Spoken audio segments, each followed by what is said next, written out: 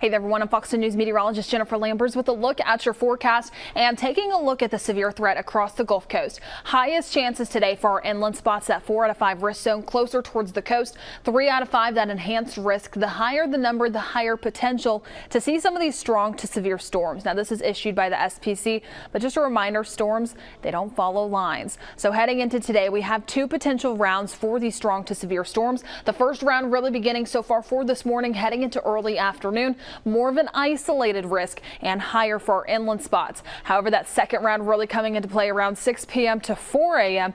and that's when we could really start to see some of those stronger storms, especially where that moderate risk zone was placed, that level out of 4.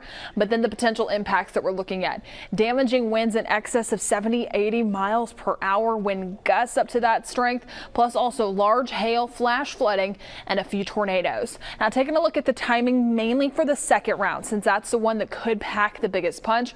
For our inland spots, really beginning around 6 p.m. heading into the overnight hours. This threat will only continue to push further towards the south, moving in around 7 and then later on by 9. But really, once the system pushes in, I'm expecting it to move quickly. Now our futurecast models, they haven't been performing that well for the past few days, mainly just due to the environment that we're in and also what it's forecasting. A mesoscale convective system, an MCS. It's just a fancy word for some of this is beginning to push through.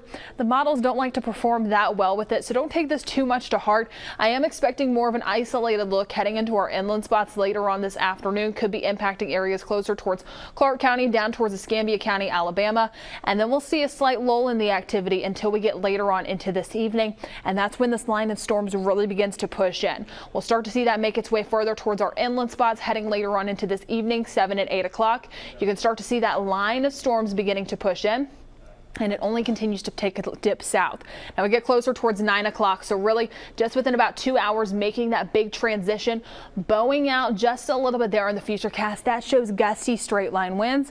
But then take a look at this timing, 9 p.m. for tonight, and then we get closer towards 10 p.m. tonight, and that system's already south of Panama City Beach. So taking a huge gap to get there just within a 1 hour span. We'll continue to see an isolated threat with some of these cells lingering behind heading into the overnight hours, but just stay weather aware heading later on into this afternoon and this evening.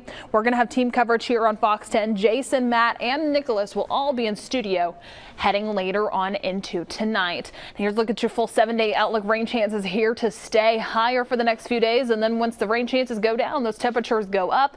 It's going to be hot and steamy across the Gulf Coast. Stay weather aware and have a way to get alerts and warnings heading into tonight.